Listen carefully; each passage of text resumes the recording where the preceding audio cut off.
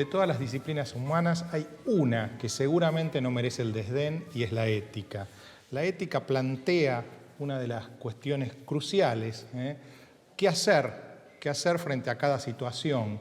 Y desde la antigüedad y aún pecando un poco de reduccionismo, esos famosos planteos tan simples que hacía Platón, si a un caballo malo le pegamos, lo hacemos más malo o más bueno, entonces darle a cada uno lo que se merece tampoco es justo. Pasando por los planteos de Kant, hacer de la regla individual una regla universal, y llegando a los planteos de la ética, de la ius ética, podríamos decir, norteamericana, de Nozick y Rawls, que lindan con la política, con la filosofía política.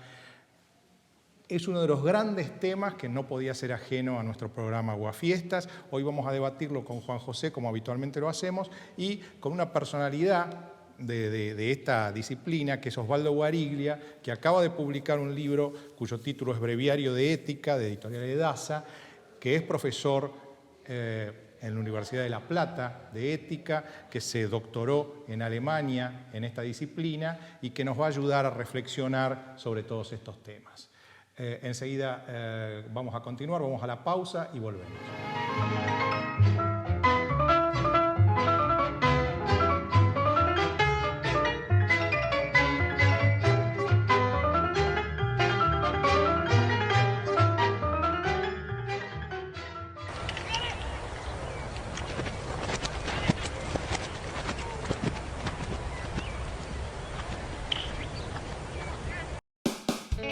Ciudad Veloz. Préstamos tan personales como las razones para sacarlos. Por cada 1.000 pesos pagás menos de 30. 84 meses de plazo. Hasta 15 sueldos. Gestión en 48 horas. Comunicate llamando al 0822-20400. Banco Ciudad. Te quiere ver crecer.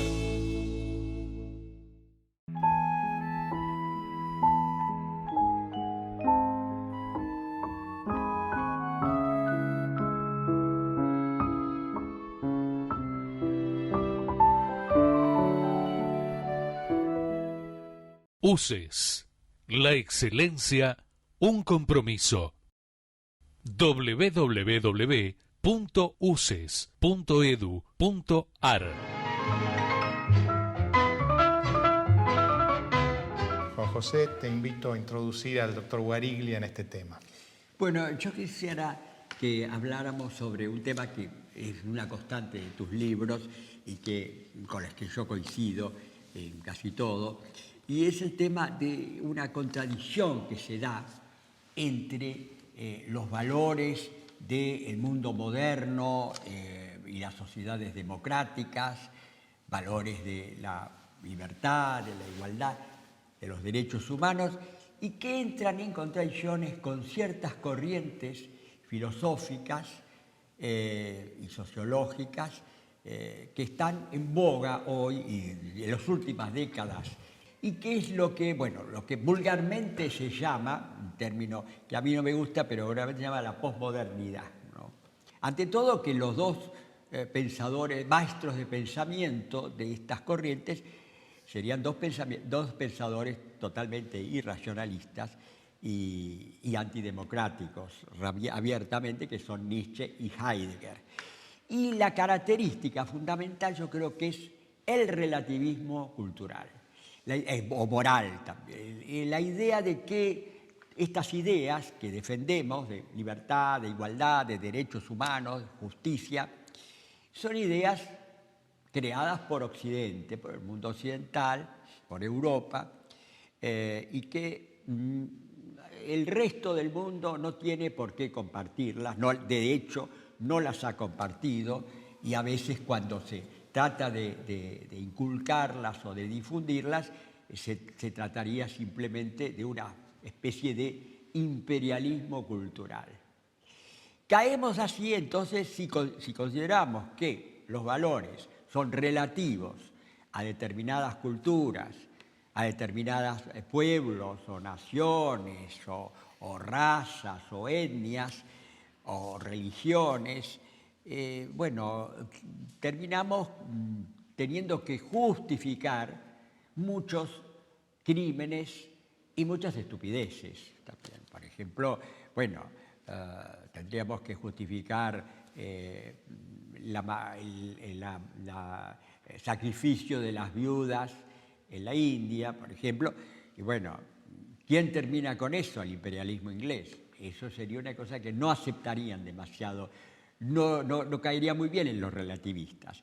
Y bueno, y en el mundo ya actual, ya el caso del fundamentalismo islámico, el caso de las mujeres, el fundamentalismo islámico. Entonces, yo quisiera que habláramos, que vos me dieras tu opinión sobre cómo podemos afrontar este tipo de relativismo, estas contradicciones que se dan, si adoptamos ciertos valores, es porque creemos que esos valores son universales. La primera reflexión es la siguiente. También el concepto de valor forma parte de la tradición occidental. Esto es, digamos, curiosamente esto lo ocultan todos los partidarios de esta multiplicidad y relatividad de valores, porque el concepto de valor en realidad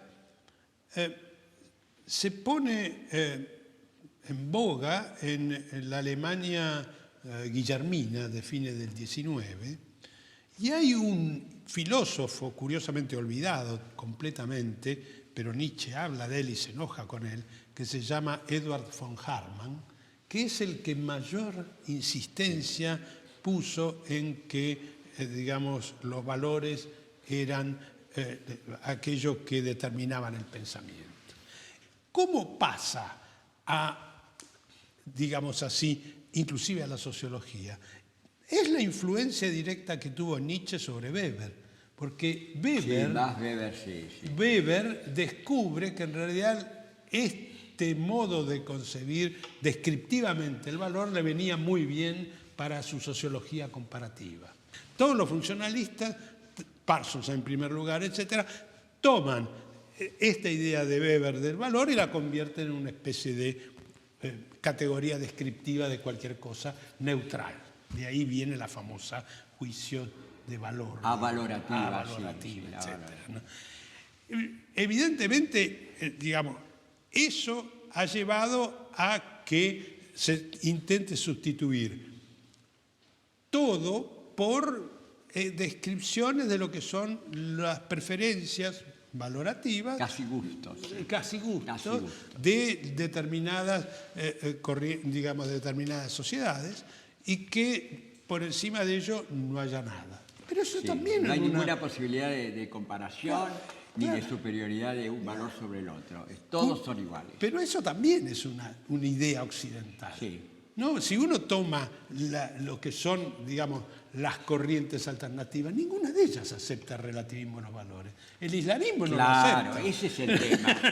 Somos tolerantes con quienes no son tolerantes. Para ellos no, el islamismo es absoluto. Claro, por supuesto. ¿no? Entonces, esto es una cosa sumamente interesante, que de alguna manera hay que aceptar esto como la verdad, digamos, no el relativismo absoluto, y no, por el otro lado, no se le puede exigir al otro que también admita el relativismo de sus propias corrientes.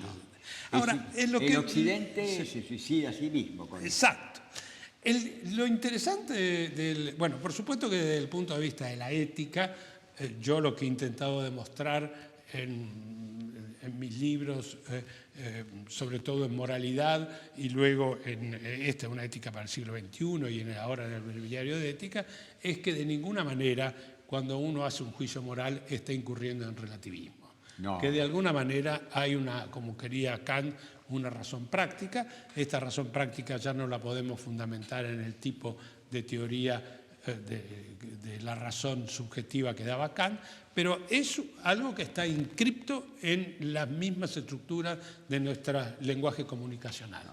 Aún un autor como Sartre, que básicamente enfatizaba la contingencia, en el existencialismo y el humanismo él dice, los valores los crea el hombre, Pero si uno elige un determinado valor, cree que ese valor es válido para todos. todo el mundo. Sí, si no, no hay valor. Ahora, me gustaría introducir algunos matices en esto para ver cómo Juan José y usted, doctor Guariglia, sin duda que uno se siente una franca antipatía ante quienes propugnan la ablación del clítoris, ante quienes quieren prohibir a Salman Rushdie, etc. Ahora, desde el punto de vista sustentablemente filosófico, que sería pensar sin presupuestos, ¿no? Es decir, no tener un dogmatismo inicial. ¿Cómo justificar que eso que Juan José dice de Sartre, que el individuo crea que ese valor es universal en su corazón, cómo se pega el salto de eso, de que el individuo lo crea, a que realmente sea un valor universal? Porque, ¿por qué es valor universal el que yo tengo dentro de mi corazón y no el que tiene usted, no el que tiene Juan José, no el que tiene el Ayatollah Khomeini? ¿Por qué el que tiene el Ayatollah Khomeini dentro de su corazón no puede ser un valor universal? En definitiva, parecería que cualquier opinión goza a priori de una presunción de validez. Bueno, en principio, digamos así, de presunción de validez goza una, desde el punto de vista teórico, digamos así, una opinión que se afirma como verdadera y que quien la emite dice que puede dar razones para sostenerla como verdadera. Y el dar razones para sostenerla como verdadera, de alguna manera, tienen que ser razones que los otros puedan admitir sobre la base de las mismas evidencias. Por ejemplo, si yo digo que esta mesa es marrón, tengo que dar razones para que ustedes también admitan que es marrón y no creo que es gris, ¿no? Bueno, y no que es gris. Pero pasa que una cosa son las razones científicas y otra cosa son las razones filosóficas. No, las razones filosóficas... O mucho más morales, No, las razones filosóficas tienen la misma estructura que las razones de tipo empírico, desde el punto de vista teórico. Desde el punto de vista de la ética, también si yo doy una opinión, independiente, si tengo realmente de alguna manera la disposición para que los demás se convenzan, tengo que dar también razones que los demás puedan admitir. Y para dar razones que los demás puedan admitir, no tengo que sostener que de alguna manera todas mis creencias, el conjunto entero de mis creencias religiosas, etcétera, claro, puede ser compartido por los demás. Pero hay un ejemplo histórico de esto. Sí. Esto que parece que es solamente una especulación filosófica, se dio en la realidad.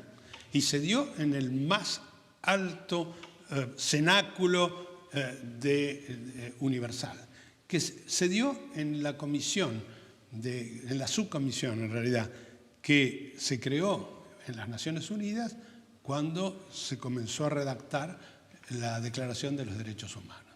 Había representantes de la India, de los países árabes, del bloque soviético de aquella época, los países anglosajones y un fuerte bloque latinoamericano.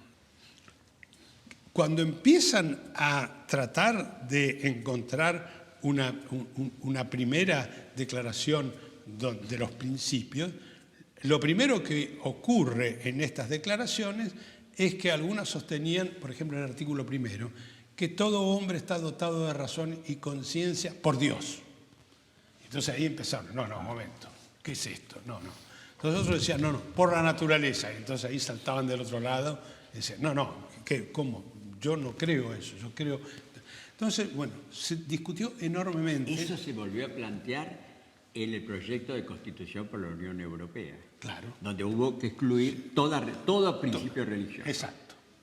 Pero acá, digamos, de alguna manera, no estaban haciendo una constitución, estaban haciendo una declaración. Sí, eso una es lo curioso. Sí. Y llegaron a la conclusión de que, bueno, en las sucesivas redacciones se fueron limpiando esto, sí. Con concesiones mutuas. ¿Por qué? Porque solamente podemos fundar determinados principios comunes sobre la base de aquello que es común a todos. Esto es de perogrullo, pero resulta ser así en la realidad. Y para que sea común a todo, todos deben renunciar a algún tipo de creencia. Y este tipo de creencias incluye fundamentalmente las de carácter religiosas, metafísicas o ideológicas. Sí. ¿No? Digamos, yo tengo que buscar una base común. En la introducción al texto de la UNESCO sobre derechos humanos, un filósofo que había sido consultado, Jacques Maritain, que es un filósofo católico importante, claro. ¿verdad? Señala este fenómeno y dice, que narra la siguiente anécdota, que cuando termina de hacer toda la declaración, uno de los que había participado en toda ella, le dije, bueno, estos son los 30 principios de derechos humanos que nosotros sostenemos. Ahora, no nos pregunten por qué. Si les preguntaban por qué, ya no había modo de conciliar todas esas opiniones, porque cada uno iba a dar su propia conjunto de creencias. Si el consenso tiene que ser unánime, si el consenso tiene que ser total, probablemente ese conjunto de valores sea nulo. Es decir, sea un conjunto vacío, porque en realidad conseguir no ya 30, sino una idea en la cual la totalidad de los seres humanos estén de acuerdo, parece utópico. Pero usted está poniendo en duda el contenido de los 30 artículos de los derechos humanos, que a mí me parece que no son en absoluto nulos. No digo nulo esos desde el punto de vista de la simpatía que a uno le inspiran, pero sí desde el punto de vista de que, como usted decía, quizá cuando intentamos fundamentarlos desde un punto de vista filosófico, digamos, el problema es cuando desaparece la idea de Dios, que podría ser, digamos, una idea que nos lleva a fundamentar, digamos, litúrgicamente, cuando la cuestión empieza a ser comunicacional, ¿no? Democrática, en el sentido de una discusión de valores entre los seres humanos, una polémica ética entre los seres humanos. ¿Cómo fundamentar esa, ya que Juan José, por ejemplo, había puesto para bajarlo a una cuestión práctica, el caso del existencialismo es un humanismo? Aquel famoso dilema que plantea Sartre ahí entre el soldado de defender a la patria o ir con la madre. ¿Cómo fundamentar que una de las dos posturas es la valorativamente adecuada y no la otra? En el caso de los derechos humanos, que es el caso más interesante porque es el caso en el cual, digamos, de alguna manera se ha transformado la percepción de la vigencia de principios universales que no pueden ser lesionados. Aquí, digamos, los artículos fueron expresamente diseñados para señalar principios que todos pueden admitir y deben admitir y que no son vacíos. Digamos, el hecho de que decir, por ejemplo, que todos... fíjese una peculiaridad de la redacción. La primera redacción decía todos los hombres nacen iguales y están dotados de razón, conciencia, bueno, por todo lo que es. Y la delegada de la India, que era una feminista en aquel momento, laica, dijo, no, la redacción no puede ser all the men, porque en Occidente se va a entender que esto es para hombres y mujeres, para todos seres humanos, pero en Oriente se va a entender de modo distinto. Varones. Sí. Y entonces exigió que se cambiara y peleó hasta que se cambió y dice, todos los seres humanos, all human beings, es decir, de modo tal que fuera claro que sean hombres y mujeres los que nacen en igualdad de condiciones y dotados de razón y conciencia. Eso transformó toda la civilización de un enorme país como la India. No, eso está claro, pero fíjese una cosa que veníamos charlando con Juan José hoy. Si quisiéramos llevar al extremo ese principio, de ahí se podría derivar que, por ejemplo, habría que eliminar la herencia, porque si todos tienen que nacer iguales, entonces la igualdad de oportunidades es fundamental. ¿Y estaría todo el mundo de acuerdo en que hay que eliminar la herencia? ¿O estaría todo el mundo de acuerdo en que de ese principio se deriva que hay que eliminar la herencia? Pero eso es otra cuestión. Esto tiene que ver luego... Porque si hay herencia ya no nacen iguales. No, pero esto tiene que ver, digamos, aquí la igualdad es una vieja discusión que en realidad se remonta a las discusiones en griego, en Atenas. con la democracia, porque cuando nace el término democracia, el sinónimo, el equivalente de democracia fue isonomía, ¿verdad? E isonomía es igualdad. ¿Igualdad de qué? El término isonomía puede ser de nomos, la ley, ¿no? O puede ser de un verbo que significa distribuir. Y lo que empezó a discutirse era si era igualdad de oportunidades o igualdad de derechos, que sería con nomos, o igualdad de recursos, que sería distribución. Y los griegos dijeron, no, es igualdad de derechos e igualdad de oportunidades. Bastaría la educación pública. Basta la educación pública. No, hay que ver, porque la segunda parte de la Declaración de los Derechos Humanos, del 22 en adelante, da todos los derechos económicos y sociales que justamente fundamentan esa igualdad. Porque esto es lo que se buscó. Salud, educación. Salud, educación, seguridad social, etc. Claro, pero fíjense lo que está pasando en Estados Unidos con Obama. Si pero- hay una discusión sobre si la salud debe ser pública o no. Bueno, que no se cumple es otra curiosamente, digamos, tanto las dos grandes culturas anglosajonas, Inglaterra y Estados Unidos, se negaron a refrendar la segunda parte y después cuando se hicieron las convenciones, ¿verdad? Se hicieron por separado los derechos políticos y sociales por un lado, civiles y políticos por un lado, y los derechos económicos, sociales y culturales por el otro. Pero en Inglaterra la salud pública es de las más avanzadas del mundo, Claro. en su momento. Ahora ya... Porque pero ese fue el Labour Party, Claro. inmediatamente posterior. parte, Sí. Así que... Sí. todo No, el y además Inglaterra en eso, luego cuando se hizo la Comisión de Derechos Humanos de Europa, tuvo que bajar muchas de sus pretensiones. Yo lo planteaba esto para tratar de algún modo la discusión que se ha dado en los últimos años en Estados Unidos en torno a este tema de la salud que planteó Obama. Justamente cualquiera, si a uno le dijera la salud debe ser para todos, uno diría sí. Ahora parece que en Estados Unidos no están todos de acuerdo en que eso debe ser así porque no quieren pagar la salud de los pobres algunos, ¿no? Es decir, ahí se problematiza ese principio que a priori parece sí universal. Bueno, pero esas mismas minorías, hasta hace muy pocos años, consideraban que el negro debía ser Sí, pero discriminado. Juan José, no tan minoría porque se lo Fue trabaja la en el ley. Congreso.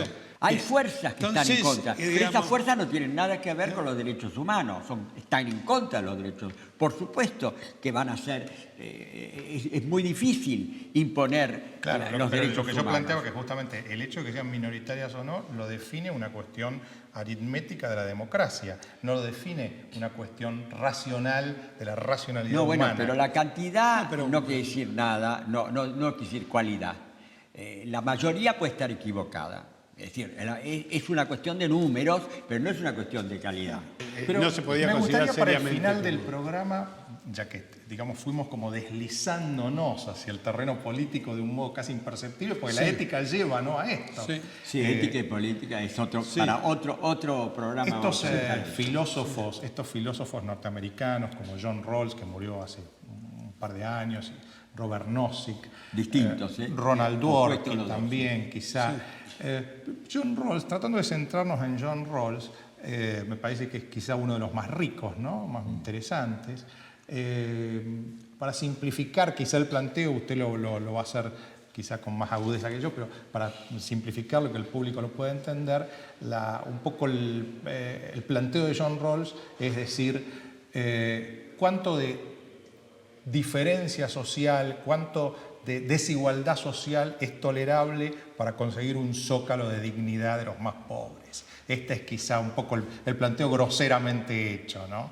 ¿Y cuál es la distancia, la desigualdad que se puede permitir para que los más pobres tengan una especie de estándar de dignidad? Bueno, digamos, yo creo que hay que distinguir drásticamente a Rawls y a Dworkin de Nozick. Sí, No, Nozick es otra Nozick cosa. Nozick es un libertario. Libertario, sí. No, O quiere decir- liberista, como decía Croce. Sí, en italiano dicen liberista. Liberista, sí. Pero nosotros tenemos Para diferenciarlo de liberal. libertario. Sí, pero libertario puede ser anarquista también. Pero participan del mismo principio, Participan, sean de es la un izquierda o de liberalismo derecha, que- es contra el Estado, Contra el y Estado, contra sí. toda imposición del Estado. De modo tal que por eso prefiero mantener el viejo adjetivo de libertario. Libertario. Que estaba contra pagar Por impuestos. Rawls es etcétera. más el liberal norteamericano. ¿no? Rawls es el liberalismo igualitario, ¿no? Y es Liberalismo un democrático. es un liberalismo New York Times, liberalismo- Paul Krugman, de algún modo, ¿no? Claro, digamos, Krugman inspirado en Keynes y la tradición keynesiana, que es la misma, y Rawls en realidad lo que hace es fundamentalmente establecer, sobre todo en teoría de la justicia, porque digamos el liberalismo político es distinto, pero en teoría de la justicia dice las condiciones en las cuales los principios fundamentales de la justicia nosotros elegiríamos vivir bajo ellos.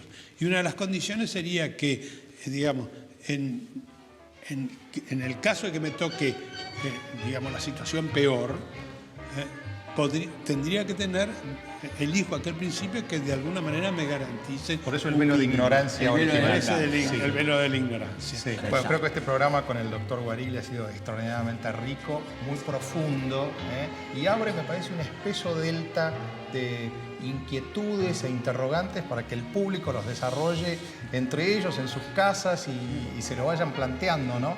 Porque justamente la filosofía es eso, el pensar sin presupuestos, tratar de ir desarrollando una búsqueda de síntesis. Le agradecemos muchísimo. No, gracias. Muchas gracias. Hasta el próximo domingo.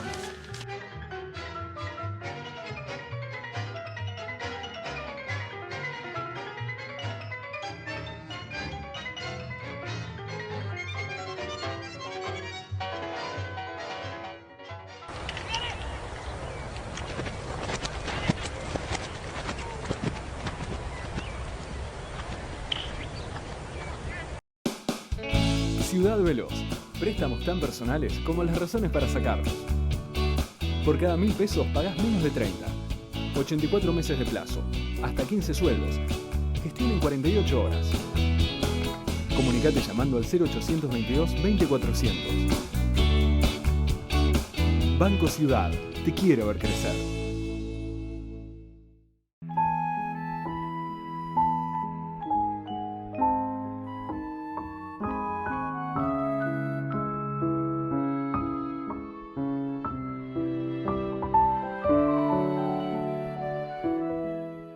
UCES. La excelencia, un compromiso. www.uces.edu.ar